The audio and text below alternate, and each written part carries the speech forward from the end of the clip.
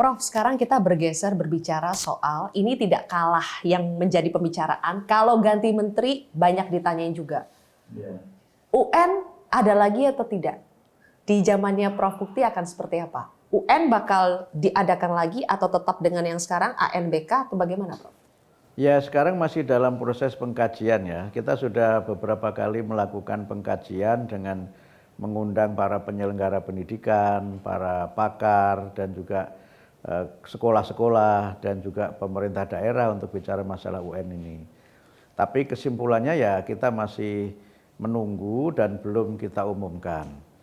Tetapi harus kita lihat beberapa hal yang memang ada plus minusnya dari UN itu.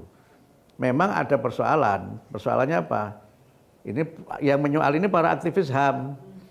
Kenapa itu diwajibkan gitu? Itu kan melanggar hak asasi. Kan dia harus diberi opsi dong untuk tidak ikut ujian. Nah, ini yang terus kita godok.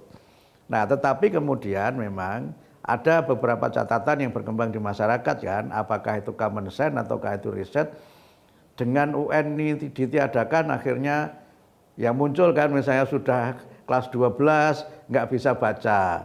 Sudah kelas 12 sudah kuliah matematika tingkat dasar tidak bisa. Karena apa? Ya sudah kalau semuanya lulus gitu kan. Dan ada kritik juga misalnya ketika penerimaan di perguruan tinggi itu sekolah-sekolah tertentu itu saya menyebut dalam tanda petik ya sodakoh nilai gitu. Nilainya dibuat bagus semua gitu, dibuat 80, 90 gitu kan. Nilainya bagus semua. Padahal realitasnya kemampuannya tidak seperti itu.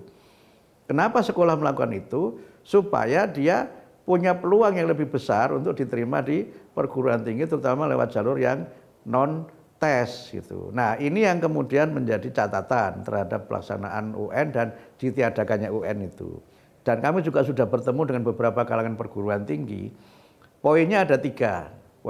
Pertama, perguruan tinggi ini menginginkan ada nilai yang menggambarkan kemampuan individual.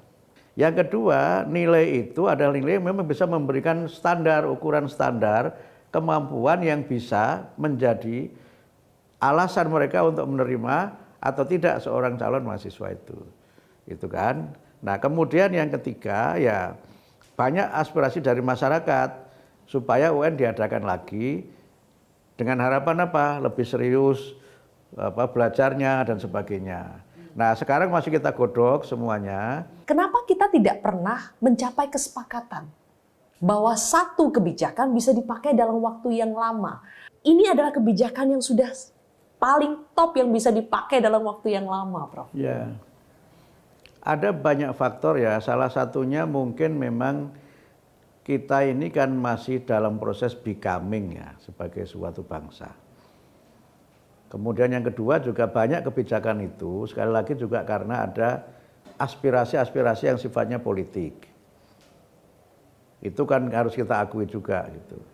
Nah, yang ketiga ya mungkin perubahan itu memang harus dilakukan karena dunia di luar sekolah juga berubah. Gitu kan. Dunia luar sekolah juga berubah. Dan karena itu maka menurut saya sekali lagi ya masyarakat tidak usah terlalu anti terhadap perubahan kebijakan. Sepanjang itu memang dimaksudkan untuk hal yang lebih baik. Perubahan-perubahan itu juga banyak terjadi di negara lain. Saya misalnya baru saja ketemu duta besar Kenya. Pak Dubes ini cerita ke saya, lama belajar itu baru dirubah di negara itu. Sekarang menjadi seperti Indonesia. Jadi SD 6 tahun, SMP, SMA 6 tahun. Jadi 12 tahun masa belajar. Sebelumnya tidak seperti itu. Kembali kepada evaluasi tadi itu. UN itu kan semangatnya adalah mengukur kemampuan. Kemampuan itu adalah kemampuan yang memang relatif objektif, yang diakui, sehingga ketika dia kemana-mana, kemampuan dia itu bisa diterima. Nah, sekarang kan kita perlu, tinggal mekanismenya aja seperti apa. Nah, karena itu maka tiga yang akan kita pastikan. Sekarang dalam pengkajian yang kita pastikan. Satu, evaluasi itu harus kita adakan lagi. Apakah nanti bentuknya misalnya nasional ataukah ada yang provinsi atau mungkin kabupaten kota, itu masih dalam proses pengkajian. Yang kedua, harus ada penilaian yang memang bersifat individual. Bersifat individual, tidak sampling. Tidak sampling. Nah, yang ketiga itu adalah dipastikan tidak ada pelanggaran hak asasi manusia dan juga pelanggaran undang-undang.